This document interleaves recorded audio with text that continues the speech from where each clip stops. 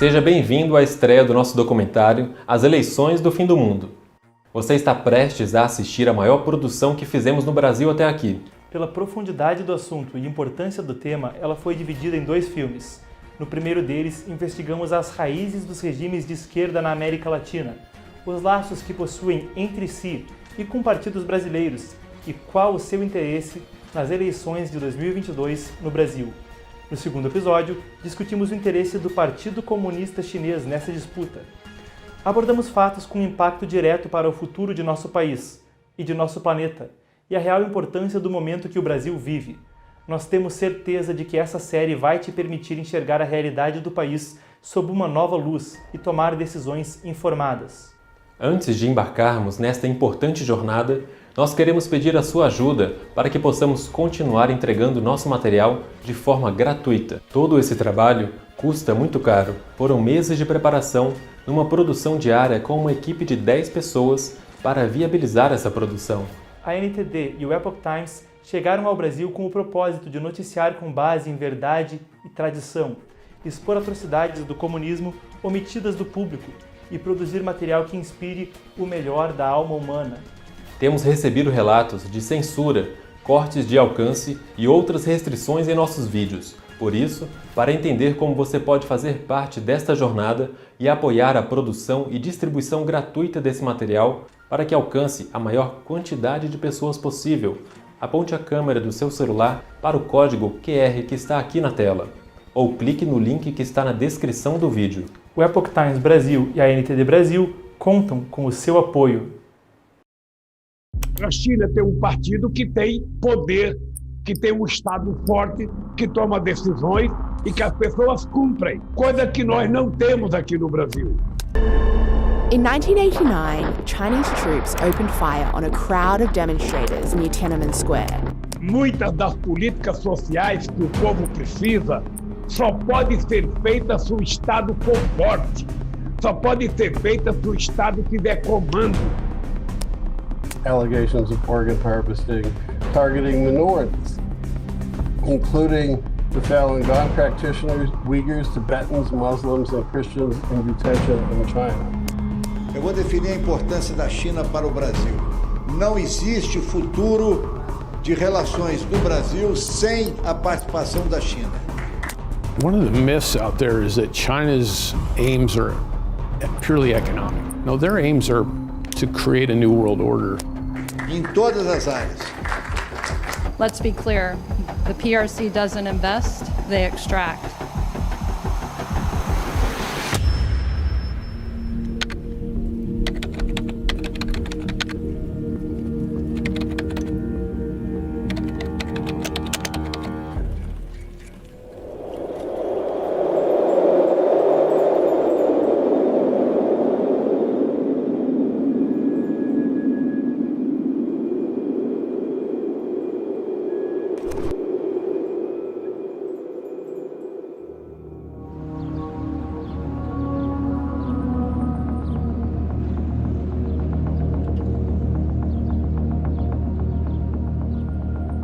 Eu acho que nós temos potências como a Rússia e a China que estão interferindo, por exemplo, na Venezuela, na Argentina. Well, I think the CCP understands that if they control Brazil, they can control a lot of Latin America.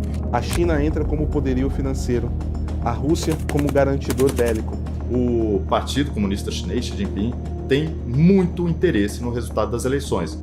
Ao estudar interesse estrangeiro na disputa desse ano e a ação do Foro de São Paulo, algo saltava aos olhos nas falas de várias fontes. A China, por exemplo, descaradamente, há pouco tempo atrás, teve uma reunião com o partido do Foro de São Paulo por causa das eleições brasileiras. A presença de laços de longa data e muitos ainda ativos entre membros do Foro e o Partido Comunista Chinês.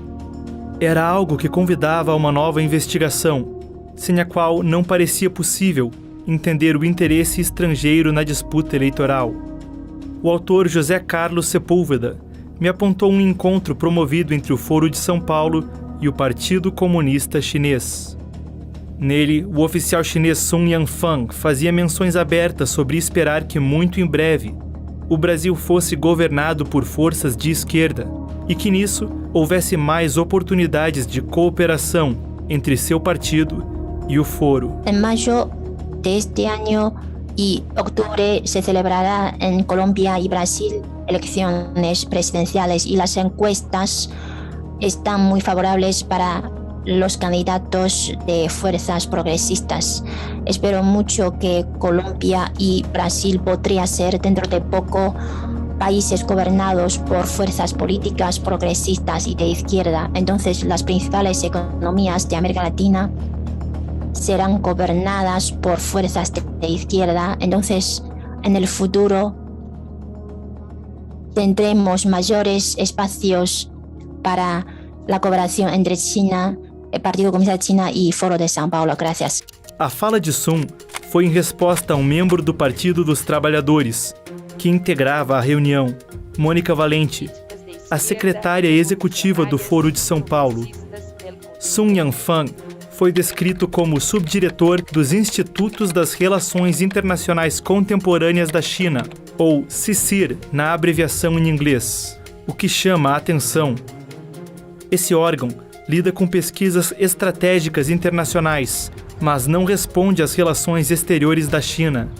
Ao invés, é filiado ao Ministério de Segurança de Estado, responsável por inteligência e espionagem no exterior, repressão e mais. A pasta ostenta uma foice e um martelo em sua insígnia. Mais que isso, o próprio CICIR já foi dito uma agência de inteligência e é supervisionado pelo Comitê Central do Partido Comunista, que inclui a liderança do PCC. A própria vice-ministra do Partido Comunista Chinês, Shan Beili, também estava na reunião com o Foro, indicando que não seria algo de pouca importância. A lo largo de muchos años, el Partido Comunista de China mantiene intercambios amistosos con el Foro de São Paulo, solidarizándose y apoyándose mutuamente en los temas importantes internacionales y regionales. Aquela reunião, no dia 10 de maio, abria um chamado ciclo de debates entre o Foro e o Partido Chinês, com o tema As relações entre China e a América Latina na nova era. Essa rodada de reuniões entre as duas entidades se estendeu por uma série de encontros, por meses antes das eleições, com mais membros de alto escalão do PCC. Senhor Sepúlveda, uma das questões quando a gente fala de interesse estrangeiro nas eleições brasileiras é uma presença muito grande do Partido Comunista Chinês na América Latina e meses antes das eleições houve, como o senhor mesmo colocou, reuniões entre o Foro de São Paulo e o Partido Comunista Chinês. Então, que interesse vem por parte da ditadura comunista chinesa para as eleições do Brasil e o que significam essas articulações entre o Foro, partidos do Foro, com o Partido Comunista Chinês? Hoje, quando se fala de China, muita gente quer esquecer que a China é um país comunista. A China é um país comunista, dirigido pelo Partido Comunista Chinês e que domina completamente o Estado. So the Chinese Communist Party has declared a people's war on the United States. And as part of this, they're talking about the idea of surround the cities with the countryside. Now, under Maoist thought, under Mao Zedong, keep in mind if you're a Chinese Communist Party member, which you'd have to be if you're in the party or a business leader or any kind of position of prominence, you will have to study this kind of doctrine regularly, like on a regular basis. Muita gente fala da China, não, a China não é mais comunista. Mas como não é comunista? É um partido comunista, com toda a estrutura do Partido Comunista, descendentes ideológicos de Mao Tse-tung, de toda a Revolução Chinesa, mas as pessoas parecem que esquecerem isso. What Mao Zedong did was realize they couldn't immediately take the cities. And so they decided to surround the cities by taking the countryside. You cut off the cities, imagine like a castle siege essentially. You cut them off gradually and basically the whole country falls under their control except for the major, city points. That was one of Mao's strategies. When applied to geopolitics, when applied like globally, what that means, if the Chinese Communist Party has declared a people's war against the United States, that means taking over the countrysides of the world, so to speak, surrounding the United States and isolating the United States. That means taking, for example, the BRICS countries, taking Africa, taking Latin America, taking Asia, moving in, taking Australia, taking Japan, taking Korea, taking Europe, taking Canada, and then finally the US is fully isolated. It's a tier system where they want to take it step by step, and that's what they mean by that. 像巴西和拉丁美洲等等国家呢，因为它在地理上呢和美国是比较靠近的，历来呢它被中共视为是就是实施包围、削弱美国、遏制美国影响力的一个重要的地带，因此呢，对他们进行了持续数十年的这种渗透、影响和拉拢。 Bom, Rafael, você tem toda essa experiência morando na China, trabalhando em empresas controladas pelo Partido Comunista Chinês. Então, com os dados que a gente tem do foro, como é que a gente pode entender essa articulação e o interesse chinês nessas eleições no Brasil? Certamente, o Partido Comunista Chinês tem interesse nas eleições de 2022, mais do que tinha em 2018. Em 2018, eu não ouvi falar não, Marcos. Eu estava lá dentro. Eu estava dentro da estrutura do Partido Comunista Chinês, dentro da comunicação do partido. E lá essas informações circulavam. Por quê? Ora, veja só, 70% das pessoas que trabalham na mídia estatal chinesa são filiados ao Partido Comunista. De uma forma ou de outra, eu consegui informantes que me passavam essas informações. E era bastante claro, já naquele período, que eles não estavam interessados na eleição de Jair Bolsonaro. Eles tinham preferência por outro candidato. Como naquela época eles não acreditavam na possibilidade de Haddad vencer as eleições, depois que Lula continuou preso, eles passaram a investir em Ciro Gomes, que eles achavam que era o mais próximo do que eles almejavam para um governo no Brasil. Dessa vez, não, Lula está concorrendo com Alckmin, o que é uma coisa muito estranha, que se associou ao Partido Socialista Brasileiro, e agora o Partido Comunista Chinês, Xi Jinping, tem muito interesse no resultado das eleições, né? Porque o Brasil é um dos maiores fornecedores de matéria-prima para a China e, lembrando, novamente, é um país estratégico para qualquer grande país do mundo. Logo, os chineses foram procurar o Foro de São Paulo porque eles veem que é a força mais atuante nesse momento. Under the Soviet Union, they had the Communist International. Under the current system, they have globalism. Under the Chinese Communist Party, they say one world, one system, essentially, you know? This one world, one dream is the narrative they use. What does that mean? The Chinese Communist Party does not believe, and neither have any communist systems of the past, that communism can ever succeed as long as an alternative system exists. The CCP can only survive if the free world dies. The CCP can only survive if the systems that would oppose it disappear. They have a slogan for this. It's "We live, you die." Então, nesse momento, a China, para mim, ela aposta na volta do Foro de São Paulo, mas ela aposta em qualquer lugar, em qualquer solução. Se for uma solução um pouco desfavorável, ela vai tentar também trabalhar para expandir a sua influência aqui dentro, com negócios que envolvem uma dominação ideológica e cultural. Fontes que estiveram nas entranhas da ditadura comunista e estudiosos com mais de uma década investigando o assunto apontavam um ímpeto geopolítico, econômico e especialmente ideológico vindo do Partido Comunista Chinês. No seu ciclo de debates com o Foro de São Paulo, a vice-presidente do Partido Chinês falou sobre a importância de seguir sempre as diretrizes do partido, que, nas suas palavras, mantinha a convicção do ideal comunista, o que corroborava as análises que eu ouvira.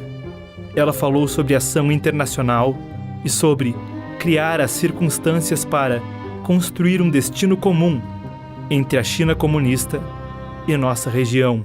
Con el fin de construir la comunidad de futuro compartido a China, América Latina e Caribe. Essa mesma comunidade com um futuro compartilhado, não aludindo somente à nossa região, mas a toda a humanidade, frequentemente vinha da alta cúpula do Partido Comunista e do próprio secretário-geral Xi Jinping.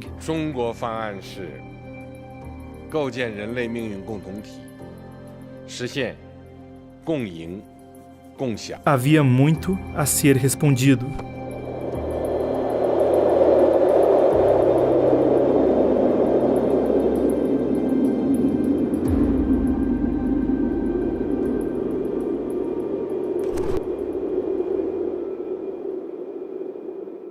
Se você acredita que as informações neste documentário são importantes e que precisam atingir mais brasileiros, você pode investir na sua distribuição com um Pix de qualquer valor através do código QR na tela. Todo o dinheiro doado até o dia 30 de outubro será reinvestido na distribuição do vídeo. Após essa data, será destinado a novas produções da NTD e do Epoch Times no Brasil. Muito obrigado e contamos com seu apoio. A estratégia maoísta de tomar a cidade a partir do campo, aplicada ao mundo, como havia sido descrita, encontrava referência mesmo em documentos oficiais do partido. O Marechal Lin Biao, um dos principais líderes militares da história chinesa, escreveu explicitamente que a causa revolucionária dependia de assumir a América Latina, a Ásia e a África, através dessa estratégia para estrangular a América do Norte e a Europa Ocidental. Nas suas palavras, os países socialistas devem ter como seu dever internacional apoiar as lutas revolucionárias nesses 3 continentes. O que salta aos olhos, junto disso, é a atuação comercial chinesa, em especial nessas regiões, incluindo a América Latina e o Brasil. Dr. Ellis, thank you so much for taking the time. Obviously, you had a lot of experience working with China and Latin America in the State Department under President Trump. How deep is China in the continent? They seem to be everywhere. And you've even wrote recently about how they seem to be helping a number of authoritarian regimes linked to the São Paulo Forum in a number of ways. For example, in the case of Venezuela, again, when Hugo Chavez was looking to go down that route, when he was pushing out the private sector, when he was taking control of institutions, when he was reforming or putting his own people in judicial, when he was changing the constitution, etc. The Chinese were very active in loaning a total of about $64 billion. Now, they weren't actively, promoting a communist coup, but what they're indirectly doing was they were giving a checkbook whereby which Hugo Chavez and later Nicolas Maduro did not have to worry about the Western response as long as they got paid. And then later, of course, the Chinese began to do other things for China's own economic benefit. A China tem fator determinante em Cuba e na Venezuela. No começo dos anos 10, a China começa a resgatar financeiramente Cuba e também começa a pulverizar muito investimento em vários países que outrora foram comandados pelo Foro de São Paulo. A China está começando a atuar cada vez mais no campo do agronegócio.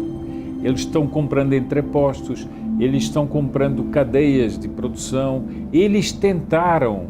Esse é um alerta que eu fiz várias vezes a líderes do agronegócio, que a ideia de compra de terras para os estrangeiros poderia parecer muito bonito num primeiro momento, mas as pessoas não percebem que quem está mais interessado nisso é a China, para quebrar inclusive os mecanismos econômicos do agronegócio brasileiro, porque eles têm muito interesse em muitas commodities agrícolas no Brasil.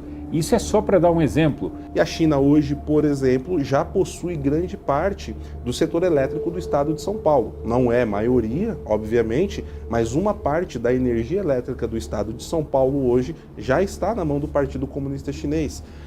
O centro de distribuição de grãos do Porto de Santos hoje foi privatizado por uma empresa chinesa. No estado de São Paulo, o governador João Dória, em 2019, anunciou a construção de uma fábrica da Huawei, com investimentos ali na faixa de 800 milhões de reais, ou mais do que isso. Ficou por isso mesmo, não tem a fábrica, o governador nunca mais tocou no assunto. Cruzando dados econômicos entre 2000 e 2019, a China substituiu os Estados Unidos como o maior parceiro comercial de 8 países na América do Sul. Ela passou de representar apenas 5% do comércio exterior brasileiro em 2002 e chegou a 31% em 2021, um salto histórico de participação. Desde a década de 60, mesmo os Estados Unidos, somente em poucos anos e em ocasiões pontuais, chegaram a ocupar uma participação tão expressiva. Em 2004, Lula, quando presidente, recebeu a visita de Hu Jintao, que na época era o líder do Partido Comunista Chinês, e reconheceu a China como economia de mercado, facilitando sua ampla atuação comercial no Brasil. O ex-presidente disse à época: o Brasil hoje deu uma demonstração de confiança, de que nossa relação estratégica é para valer, ao reconhecer a China como uma economia de mercado. Mostra uma relação objetiva, séria e prioritária. O Partido Comunista Chinês tinha o acordo como absoluta prioridade e, segundo oficiais presentes no evento de assinatura, veio ao Brasil somente para isso, negociando por mais de 20 horas. Desde então, não somente o comércio se expandiu. Só para você ter ideia, no primeiro ano que eu fui presidente, o fluxo de comércio entre Brasil e China era de apenas 6 bilhões de dólares. Quando eu saí em 2010, já era de 76 bilhões de dólares. Como setores estratégicos, gradualmente receberam cada vez mais atenção chinesa. A CPFL, que distribui energia para 4,6 milhões de consumidores em mais de 200 cidades no interior de São Paulo, foi adquirida pela State Grid, estatal chinesa. A concessão para um terminal do Porto de Santos, 90% da administradora do principal terminal do Porto de Paranaguá e outros ativos recentemente foram adquiridos por empresas ligadas ao Partido Comunista da China.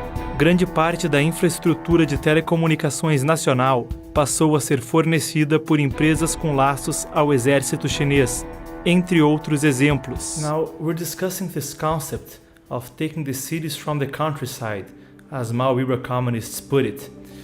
So we see this whole range of Chinese commercial ventures in Latin America, Brazil, and beyond. How can we understand this in light of CCP ideology and what risks could be involved? Think of like rare earth minerals, think of energy, think of these types of assets. While the Chinese Communist Party, as part of its One Belt, One Road initiative, makes deals where it gets access to those in all these key countries, and then uses those, takes over the GDP products sometimes of these countries, and then takes them over slowly, right? Like the Soviets would call a salami strategy, slice by slice. What the CCP would call a cabbage strategy, layer by layer. You take over one core area, and you expand it and expand it and expand it until you've conquered the whole system. What do you mean Belt and Road Initiative? How would that play out? So, the Chinese Communist Party has a program called the One Belt, One Road Initiative.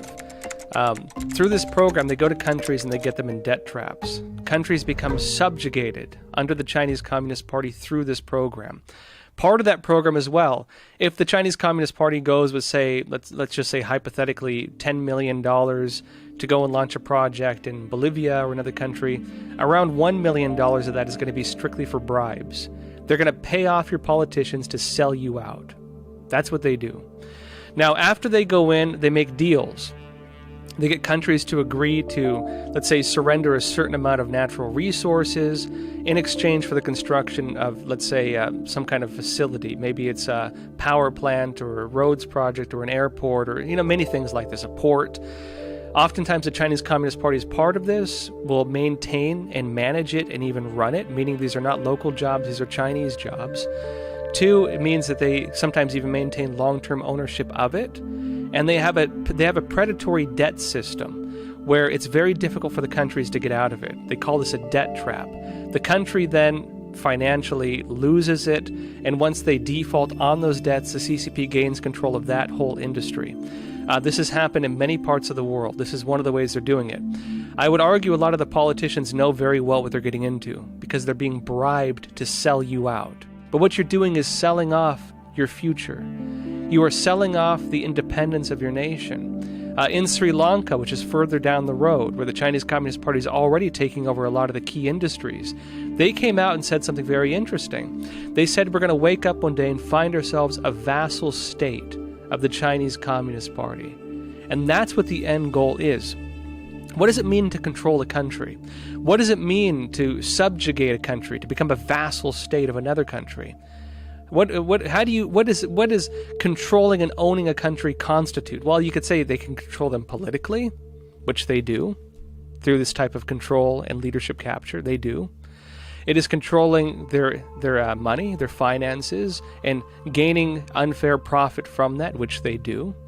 It's controlling their natural resources, their land and their water, if you want to talk about ancient Europe. Well, these days, it's your land, your water, your minerals, your wood, every resource you have, robbing your land. They do that too. In what ways, and then controlling, of course, your leadership and your influencers and what you can and can't say, in what way have they not subjugated these countries? And in those few ways that still remain, they're trying to do it. Para China, América Latina y Caribe es una región a la cual atribuimos siempre una gran importancia. Right now, when the Chinese only have about $160 billion in the region, only have about $300-something billion in trade, you can see the power, the people at all levels of government that just remain silent because of their fear that by offending China, somehow they're going to lose the economic deal. En los últimos años, estas relaciones se han fortalecido mucho. En lo político, en lo económico, en lo comercial y también en lo cultural. Well, in 5-10 years, when the Chinese economic presence in our countries is double or triple, can you imagine the power of that Chinese vindictiveness to impose silence on our democratic discourse, on top of what we see happening? We already talked about, Venezuela and others. Empréstimos chineses no exterior dispararam após começar a iniciativa do Cinturão e Rota, por volta de 2013. O caso do Sri Lanka, citado pelo jornalista Joshua Phillip, era emblemático das críticas ao projeto. Depois de Pequim emprestar um valor bilionário para a construção de um porto nesse pequeno país insular, o governo local se viu incapaz de arcar com as dívidas. O porto, junto de 15 mil acres de terra, foi cedido à China por 99 anos, em 2017. Sua localização é estratégica de um ponto de vista comercial e também militar, próximo à Índia, um rival bélico da China. Um relatório do Aid Data, um laboratório de pesquisa da tradicional Universidade William & Mary, afirma que mais de 1 em cada 3 projetos do Cinturão e Rota tiveram grandes problemas de implementação, incluindo escândalos de corrupção e violações trabalhistas, entre outros. Evidências de corrupção no Cinturão e Rota, que corroboram o que os entrevistados me relataram, incluem gravações de áudio vazadas, onde se ouve políticos tratando de subornos chineses em licitações em vários continentes. O New York Times noticiou um caso desses perto de nosso país, no Equador. Uma discussão vazada ao público através do jornal O Globo e confirmada como verídica por oficiais da justiça equatoriana, mostra um executivo da Odebrecht conversando com o então controlador-geral do Equador, Carlos Politi. A conversa sugere possível corrupção com envolvimento da China. Ya no solo las empresas chinas, andan por todas partes. Sim. E me dijo que era uma obrigação porque os chinos já pagavam e tal. Dados oficiais apontam que até março de 2022, o Cinturão e Rota já contava com a adesão de 147 países, dos 195 comumente reconhecidos no planeta. Na América Latina, são, a partir desses dados, 20, com a recente entrada de Cuba e da Argentina, sob o socialista Alberto Fernandes na iniciativa. Apesar de casos que aludem a essa forma de agir no Brasil, esse é um projeto do qual o nosso país ainda não faz parte formalmente, mas, em agosto de 2021, em um evento online envolvendo o cônsul-geral da China em Recife e oficiais dos dois países, Jiang Dekun, uma autoridade regional da China, disse que sua cidade, Guangzhou, estava pronta para expandir a cooperação com Recife e outras cidades brasileiras, sob o Cinturão e Rota. O atual candidato a vice-governador de Alagoas, Ronaldo Lessa, estava no encontro. But probably because of symbolism, China will want to bring Brazil into Belt and Road. That's probably going to be an appeal for Lula, helping to send that message that Brazil wants China's money. But the problem is that, first of all, again, because of those debt issues, it's not clear what benefits that will provide, even if Brazil and probably Colombia with Petro as well and others now sign on. A escala dos empreendimentos chineses e desse tipo de diplomacia da dívida ia além em escopo somente do Cinturão e Rota. A China já é o maior credor do mundo, acima do Banco Mundial, do FMI ou de todos os governos credores da OCDE somados. Um estudo alemão aponta que dos 50 principais países em desenvolvimento que realizaram empréstimos da China, para todos, suas dívidas ao PCC excediam pelo menos 15% de seu PIB em 2017. Um outro relatório do laboratório Aid Data revisa contratos de empréstimo chineses e expõe que a forma como os documentos são estruturados dá à China a capacidade de influenciar as políticas dos países devedores, tanto nas relações exteriores quanto internamente. Segundo a pesquisa, isso fica provado nos próprios contratos. O Aid Data aponta ainda que empréstimos de agências governamentais chinesas ao Brasil chegaram a pelo menos 39 bilhões de dólares entre 2000 e 2017. Nessa estimativa, é o quarto país no mundo a mais receber esse tipo de empréstimo da China. Na América Latina, segundo dados do Diálogo Interamericano, a dívida brasileira a organizações diretamente controladas pelo Partido Comunista Chinês, de aproximadamente 30 bilhões de dólares, só é menor que a da Venezuela. Pelos dados do diálogo, que vão até 2021, foram 18,5 bilhões nos governos petistas, 11,2 bilhões sob Michel Temer e uma linha de crédito de 750 milhões no início do governo Bolsonaro, em 2019. They began exporting that program, but did it in a way that's predatory, meaning these are not legitimate construction projects. These are not legitimate things that are going to be handed over to the country. This is the CCP building Chinese assets in foreign countries, on your money, on your dime, at the sacrifice of your future, and at great cost, not only initially but in the long term. Pequim havia promovido uma expansão comercial no exterior. Entretanto, junto do crescimento dos laços comerciais entre a China e a América Latina, é explícito um modo predatório de operar, incluindo base para supor uma preferência chinesa por ambientes onde haja corrupção e pela tomada de indústrias estratégicas, incluindo telecomunicações e redes elétricas. Entre muitos exemplos disponíveis, os poucos citados aqui evidenciam não só isso, mas o risco de perda de soberania. Durante a expansão comercial chinesa, foram estabelecidas organizações em diversos países para coordenar objetivos estratégicos a nível de Estado. Esses fatores somados impõem implicações de longuíssimo prazo e uma presença chinesa que acompanha submissão, em maior ou menor grau, aos objetivos do PCC. No Brasil, durante o governo Lula, se estabeleceu a COSBAN, a Comissão Sino-Brasileira de Alto Nível de Concertação e Cooperação. Nela, os vice-presidentes dos países pontuam planos decenais.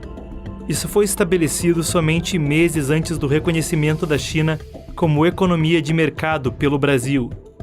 Esse tipo de manobra a nível de Estado corrobora a tese de dominação da cidade através do campo, inserida na doutrina geopolítica chinesa.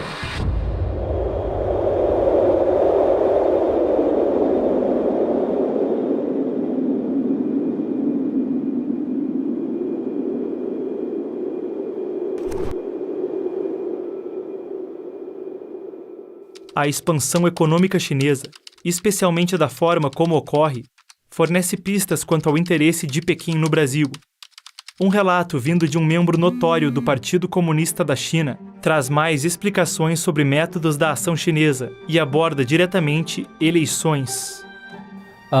我是这么看的，就是金灿荣他所谈到的方式呢，是中共他已经做了很长时间的一种方式了。就中共他利用经济合作教育学术合作，包括这个与当地侨民团体的这种方式呢，去一步一步扩大自己在美国的地方选举的选民中的影响力。 Meu colega Tang Jingyuan, analista político, na edição em idioma chinês da NTD, me apontou o caso de Jin Tsan-hong. Jin é um conselheiro respeitado no PCC e atuante em órgãos que lidam com relações exteriores. No ano passado, um discurso seu de 2016 vazou, no qual ele reitera os objetivos do Partido Comunista de fazer da China a liderança mundial até 2049. Há 3 estratégias em particular citadas por ele para isso. Ele citou nominalmente o Brasil em uma delas, como um país que o Partido Comunista Chinês já havia cogitado recrutar para opor os Estados Unidos. Nessa, seria necessário haver pelo menos 4 países que mantivessem a segurança nacional americana ocupada demais para dar atenção à China. 所以在中共的眼中呢，左翼政党呢，它是具有一种天然的疏远美国，甚至是反美国的倾向。这个就等于是中共的一个天然的友军。所以这样一个具有一定的经济、政治和军事实力的地区大国，如果说它在政治上反美，它当然将会大幅度的分散美国的注意力。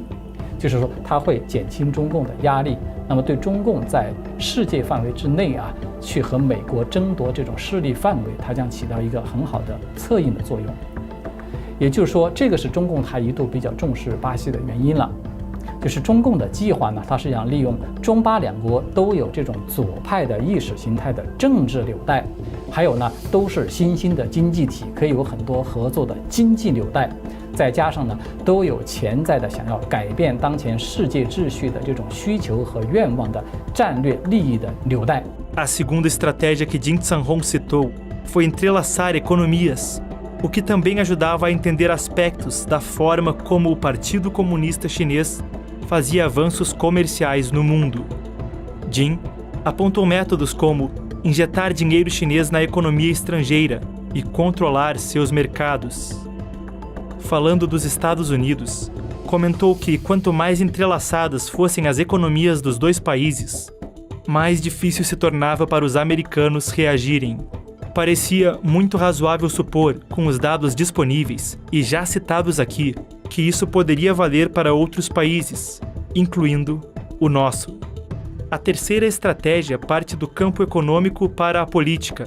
Zhanhong disse em sua fala que entrelaçar economias não era somente para tornar mais difícil a outros países reagir a avanços. O outro propósito seria influenciar sua política interna. Falando dos Estados Unidos, o conselheiro do PCC comentou que o partido busca garantir que cada distrito eleitoral da nação possua apoio de investimento chinês. Assim, o regime pode ter influência direta sobre políticos e influenciar a decisão de eleitores. A consequência é o controle do parlamento e outros domínios. Se o investimento chinês for decisivo sobre o futuro de uma região, então milhares de votos nela podem tender aos interesses do Partido Comunista Chinês. Nas palavras do próprio Jin, se você tem milhares de votos nas suas mãos, você é o pai do candidato. 他甚至会直接的推出自己的代理人，比如说推出一些商人、当地的一些侨领等等这些人物，或者是直接的去进行收买，或者是让他们来影响当地的政要。那么比如说在2020年的5月的时候，当时担任美国国务卿的蓬佩奥，他就曾经有公开的表示说，北京有一个智囊团曾经是发布了一份报告。那么这份报告呢，就对所有的50位的美国的州长，他们对中共的态度呢进行了一个评估。那么他把每个人都标上了友好、强硬或者是模棱两可等等这些标签，然后呢，他们再有针对性的去采取不同的措施来改变这些州长对中国的态度。I was reading up on Jin Zhanhong and I talked about this with Mr. Tang in the Chinese language edition.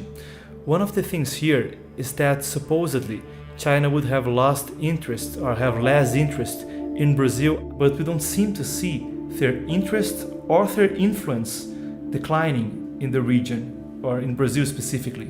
The Chinese Communist Party basically thought it had Brazil in its pocket. Under, of course, Lula.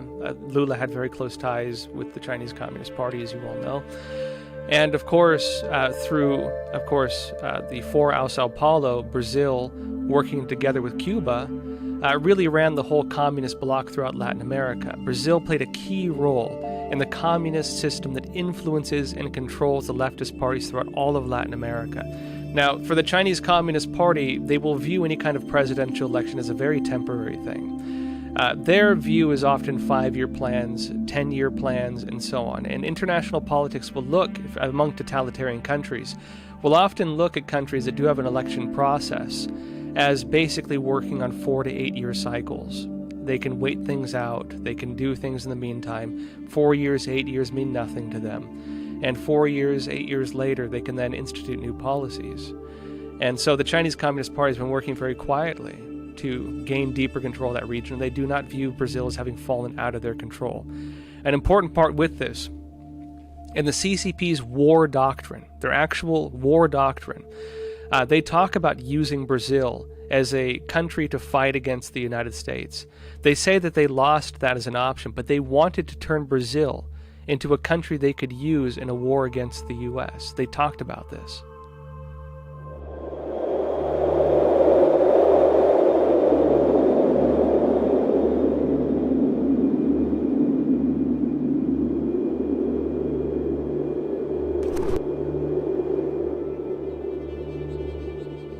A indicação de doutrina militar e laços subentendidos a uma estratégia bélica poderiam ser a chave para conectar muitas dessas peças em um todo que faria sentido. Trabalhando com meus colegas que analisam avanços do Partido Comunista da China em edições da NTD em outros idiomas e dialogando com Rafael Fontana, fonte primária que operou dentro do sistema do partido, 2 materiais essenciais davam mais explicação ao cinturão e rota, ao discurso de Jin Zhanhong e mais fenômenos vistos no Brasil e por todo o planeta. A literatura militar chinesa permite conectar essas ações em uma chamada guerra híbrida, que é descrita principalmente em 2 referências do Exército de Libertação Popular, ou ELP, que são as Forças Armadas da China. Uma delas é a obra Guerra Irrestrita, a outra, a doutrina das 3 guerras. So, the Chinese Communist Party's concept of unrestricted warfare. This came from 2 Chinese colonels, well, then Chinese colonels, who in the late 90s wrote a book. And that book was called, of course, Unrestricted Warfare, or Report.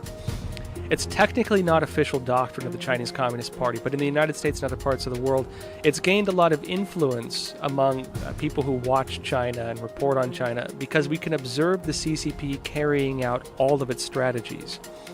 In other words, even though it's not official, adopted strategy, it does represent how the Chinese Communist Party views and conducts warfare. Now, if we want to go over the categories, you could keep, basically it's everything. It's the militarization of everything. In the United States, we talk about total war. And what does that mean?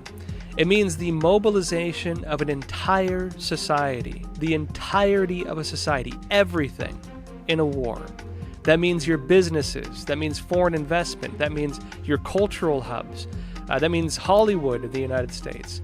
It means that foreign investment, everything, every single thing, even drugs, are then mobilized as a form of war.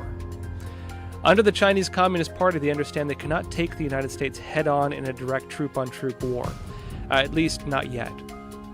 In the long run, they would like to. People's War is using unconventional methods to destroy your enemy before your soldiers even march.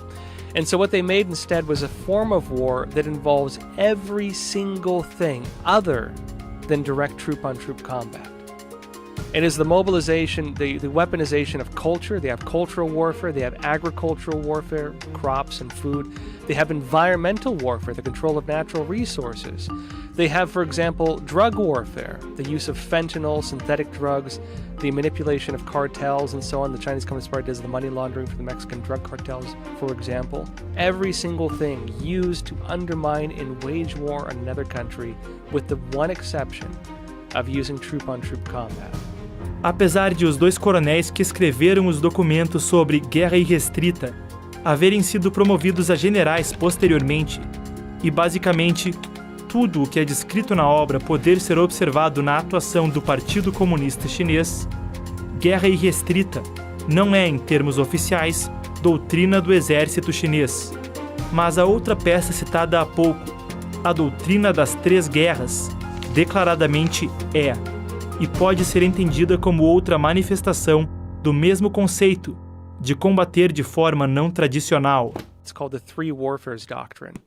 That is psychological warfare, media warfare, and legal warfare.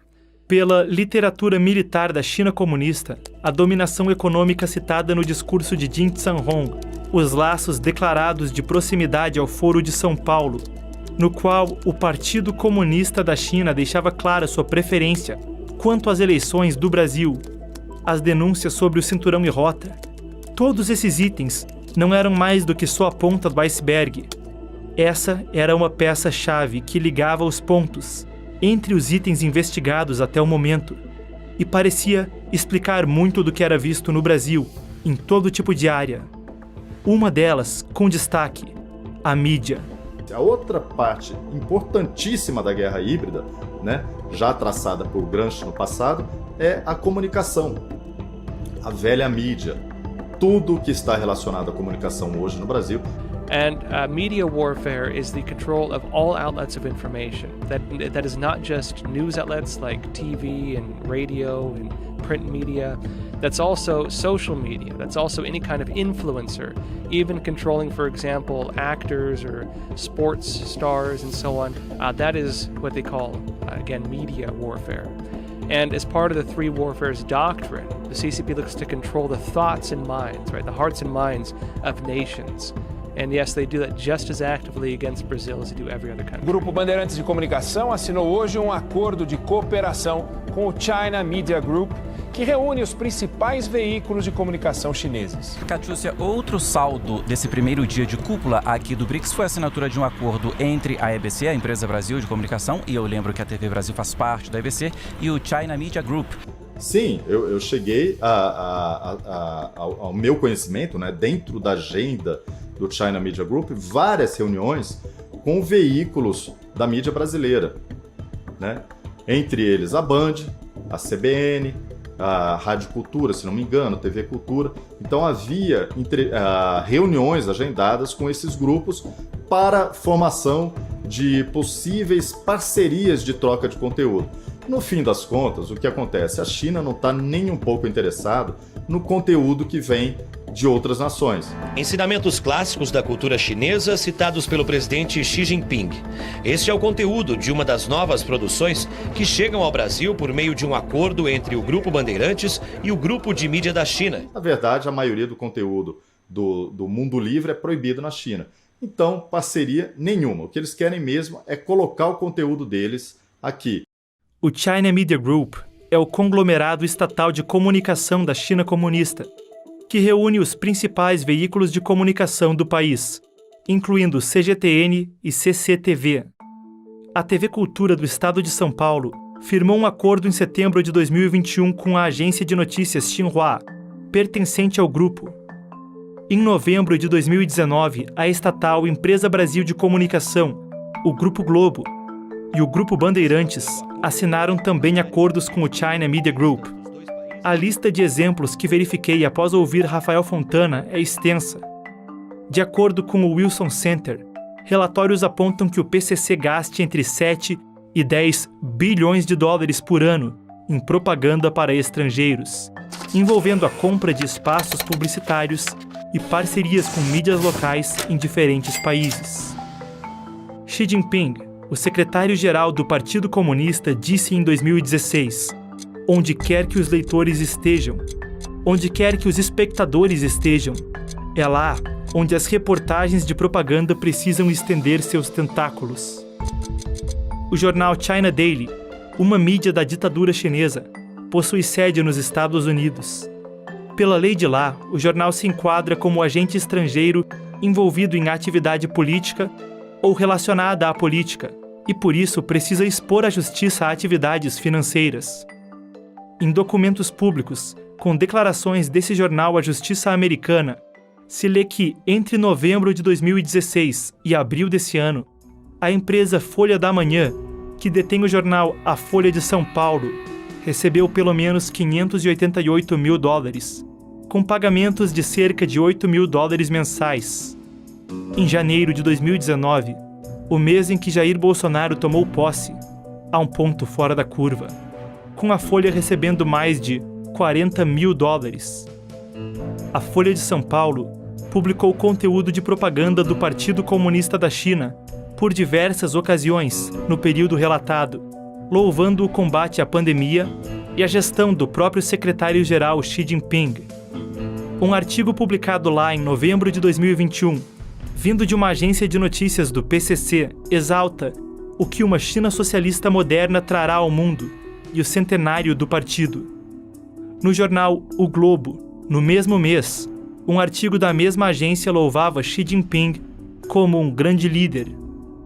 Além do acordo já citado entre a mídia chinesa e o Grupo Globo, segundo os documentos da Justiça americana, a editora Globo recebeu pelo menos $109 mil de organizações do Partido Comunista Chinês entre 2017 e 2018. Esses não são casos isolados, mas apenas uns poucos exemplos representativos que incluí nesse documentário. Outra manifestação alegada de guerra híbrida seria a cooptação de figuras de liderança, e não só da mídia e de veículos de comunicação, mas de oficiais na política e outras esferas da máquina pública. One of the key things the Chinese Communist Party is doing is they do what's called leadership capture. And the idea is this, that if you can control the leadership of a country, that means the voices of influence. It doesn't have to be politicians per se. It can be journalists, it can be academics, it can be the key cultural influencers like actors or music stars and things like this. De todas as formas possíveis, a mídia atua a favor do comunismo chinês. E eles planejaram isso durante muito tempo. A China, por exemplo, o governo chinês, traz todos os anos centenas de jornalistas de todos os continentes, de todas as regiões do mundo, para participar de treinamentos na China. Eles são convidados ali, alguns, dependendo do tempo, ficam de 1 a 3 meses na China. They'll invite you on trips to China, they'll literally roll out a red carpet, they'll make you feel like you're the star of the earth, and they'll give you all the attention you've always wanted on all your research, and they'll have students applaud you and ask you very smart questions. 所以这样的例子，它其实只不过是冰山之一角了。就是说，利用提供免费的中国旅行，向一些目标人物去输送一些经济利益，甚至是进行性贿赂等等，它都是中共渗透、操控外国政要的主要的手段。When the CCP is able to control politicians, influencers in this way, it can then use them for various purposes. One of them would be, for example, to launch attacks internally within that country. If, for example, a politician were to come out and criticize the Chinese Communist Party, the CCP could mobilize its networks of influence and have all of them collectively criticize and go after the individual who is trying to cause trouble with the CCP. This is one of the ways that if you go further down the line of CCP influence, they can then begin basically governing your country. Veículos de comunicação como a NTD fizeram um trabalho exemplar nos últimos anos, o que leva muitos políticos brasileiros a tomarem cuidado ao atrelar a sua imagem diretamente à ditadura chinesa. Não significa que eles não estejam fazendo isso, eles só estão sendo mais cuidadosos neste momento. Mesmo a coação econômica e o uso de setores estratégicos da economia, portos, telecomunicações, redes elétricas e ainda além somente do aspecto predatório alegado no Cinturão e Rota, através de outro conceito militar chinês que habita a guerra híbrida, a chamada fusão civil-militar. Under the Chinese Communist Party, there's no such thing as a truly independent company. Every single company, if you're of any place of influence, you have to have a Communist Party cell within your company. The CCP will manage you very closely according to its own interests. Even foreign investment is tightly regulated by the CCP. Nothing happens without the go-ahead of the CCP. Depois nós temos a famosa batalha da Huawei, que está sendo perdida aqui no Brasil, infelizmente, porque há interesses aí puxando pela Huawei, pela presença da Huawei aqui no Brasil. Quando eu cheguei na Huawei no Brasil, no escritório de Brasília, eu já identifiquei quem era imediatamente o comunista responsável pelas operações em Brasília, e ele diretamente ligado, né, a todas as decisões, todas as tomadas de decisões com o governo brasileiro. Tá? Fui para o escritório de São Paulo, ali sim está um antro, o maior antro da Huawei de comunistas, de filiados do Partido Comunista, todo o controle da empresa ali, você só chega a algum cargo de chefia se você for chinês e filiado ao Partido Comunista Chinês. E depois, finalmente, quando eu estive no quartel-general da Huawei, na China, na cidade de Shenzhen, ali, pronto, eu tive a prova concreta. O CEO da empresa, Ren Zhengfei, que fundou a empresa, ele era do exército chinês, ele foi um militar chinês. E lógico, a empresa alcançou esse tamanho com ele prestando serviços para o regime ditatorial. Então, os Estados Unidos estão corretos em julgar a Huawei como um aparato militar do regime chinês, porque eles agem também nessa guerra de informação, na espionagem industrial, na espionagem militar. Dentro da instrumentalização de companhias através da guerra irrestrita, 44 empresas chinesas receberam sanções dos Estados Unidos sob o governo Trump, categorizadas como companhias comunistas militares chinesas, que apresentam ameaças diretas à segurança nacional, apoiando o aparato bélico do Partido Comunista Chinês. Esse número de 44 chega a cerca de 1.100, se contadas subsidiárias e filiais. Isso foi declarado uma emergência de segurança por Washington e seguiu sendo sob o governo Biden, onde as 44 empresas principais se expandiram para 59. A lei chinesa e a estrutura do Partido Comunista forçam cooperação entre as companhias e o partido, que é capaz de efetivamente utilizá-las no exterior. Uma parte imensa das empresas listadas pelo governo americano opera no Brasil e em quase todos os países do mundo. Uma delas é a Huawei, o maior fornecedor de equipamentos de telecomunicação do planeta, que diz ser responsável por mais da metade da conexão 4G confiável do Brasil. Isso sugere que a ordem do partido, boa parte das redes de comunicação brasileiras deixariam de funcionar.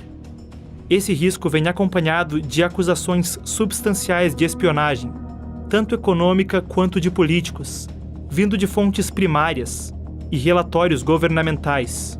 Antes da licitação para implantar a última geração de redes móveis no Brasil, o 5G, foi cogitado banir a Huawei de estar envolvida. Mas, após a China reter insumos para a produção de vacinas, foi publicada a portaria para a licitação, sem qualquer restrição aos seus produtos. Os insumos para produzir vacinas foram então liberados quase que imediatamente. O episódio é dito um caso da chamada diplomacia das vacinas chinesa, que também se enquadra na literatura militar do partido e em guerra irrestrita. 就是中共的疫苗外交呢，它其实主要是有2个目的。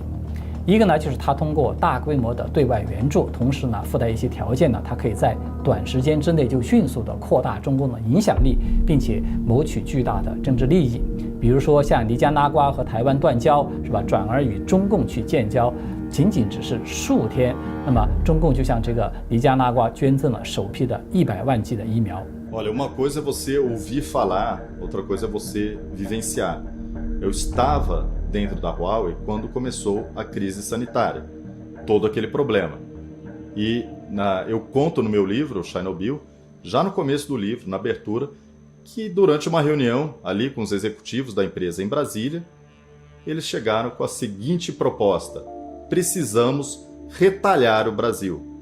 Espera aí, como é que uma empresa pode ir contra uma nação? Isso é impossível. Isso não existe, a menos que essa empresa seja um braço do governo de uma nação. Foi exatamente ali, quando eu ouvi aquilo, eu tive mais certeza do que nunca. Para o espanto das outras pessoas que estavam em volta, né, eles estavam ouvindo aquilo pela primeira vez, eu já saberia o que viria, mas seria uma chantagem em troca, né, dos insumos, dos medicamentos chineses. Então, o Brasil ele foi pressionado, o governo brasileiro foi chantageado de fato. Isso deverá constar em documentos no futuro, assim que cair o regime comunista chinês. Hoje, infelizmente, ninguém conta essa história. Como eu estava lá dentro, eu contei no meu livro, e claro, meus laços com o regime chinês acabaram naquele momento. Mas eu pude ver, estar lá dentro, presenciar, testemunhar aconteceu isso de uma empresa chinesa se planejar para atacar o Brasil. Em dezembro de 2021, um executivo da Huawei disse ao jornal O Globo que a companhia mantinha contato com todas as firmas vencedoras do certame para as redes 5G, e anúncios da Huawei junto a operadoras telefônicas vieram já no início de 2022. O próprio ex-chanceler brasileiro, Ernesto Araújo, renunciou à liderança do Itamaraty após desgaste por aludir a um possível lobby a favor da China e da Huawei no Congresso Nacional, e por declarações sobre não vender a alma do Brasil à China, entre outras. Exemplos que já foram citados aqui ganham mais peso ao falar de guerra híbrida, incluindo a CPFL. O fato de ser controlada diretamente por uma estatal do Partido Comunista Chinês sugere que, ao comando de Pequim, grande parte do estado de São Paulo poderia ter problemas para obter energia elétrica. Os empréstimos bancários e a aquisição de outros setores estratégicos também parecem ainda mais alarmantes sob essa ótica. Essas alegações, das quais abundam denúncias, confissões de fontes primárias, documentos explícitos do Partido Comunista e mais indícios impossíveis de ignorar em qualquer investigação relevante, expõe uma ditadura autoritária de ideologia ostensivamente comunista, agindo em conluio não somente com partidos políticos que se mesclam a agentes criminosos no Foro de São Paulo, mas junto de empresários, think tanks, governos, ONGs e mais. Na esmagadora maioria das vezes, esses alvos estariam inconscientes das informações básicas a respeito dessa forma de atuar. As táticas seriam elaboradas em sua concepção e implacáveis em sua execução, travestindo uma chamada guerra irrestrita, sem fronteiras, sem limites, sem restrições morais de qualquer tipo, com a maquiagem da diplomacia e do corporativismo. Analisar esses fatos impõe uma realidade inconveniente, o avanço de uma agenda oposta à liberdade e a direitos fundamentais, com escopo mundial. Mais que isso, um exercício intelectual honesto demonstra que a operação fundamentalmente penetrou a América Latina, com o Brasil em seu cerne, e que mesmo políticos com uma retórica oposta ao comunismo parecem não encontrar meios para reagir diante das represálias que o Partido Comunista Chinês é capaz de realizar, e que mesmo essas lideranças parecem cercadas de militantes dos interesses do PCC. They did not try to hide their agenda with this. And the CCP has been very, very open with this agenda, but has not gotten nearly enough attention. Their goal for Brazil is the same goal they have for the United States, the same goal they have for Africa, the same goal for Europe. It is exporting the China model and subjugating them under this one world, one dream idea. 来强化一个中巴的关系，并且呢，去对这个巴西施加影响力。中共的目的呢，他是想把巴西拉进中共的那个朋友圈儿，所以呢，这个可以说是一种在国家层面的统战的手法。I'd say the people of Brazil are facing the same crisis that the people of the United States are facing. I mean, I know the history of Brazil. I know that. I mean, your history is longer, I think, than even the U.S. The history of Latin America, in terms of existing as countries. I mean, they created incredible societies throughout all of Latin America. When I was a kid, we knew that Brazil was one of the top rising economies. We were told that Brazil was going to become one of the global leaders in the world. Really, currently now we expected that to happen. Cuba used to be called, the Paris of the West. These countries that were thriving throughout Latin America, really beautiful, wonderful countries, that future has been robbed from them by these types of policies, by these communist systems. That future has been taken from them. That future is still there. But I'd say that just like the United States, where I myself, I live in New York, I'm watching the prosperity of my country die. I am watching crime on the streets like I never thought I'd see. And, for people in America, we never thought it would happen here. I never thought it would happen here. And really, the people of Brazil and the people of the United States, we're not so different right now. All of us are in a shared last battle. And this last battle is going to determine whether we live in freedom or whether we live under socialism. This is a battle between freedom and socialism, and you're going to have to choose which one of those two you want.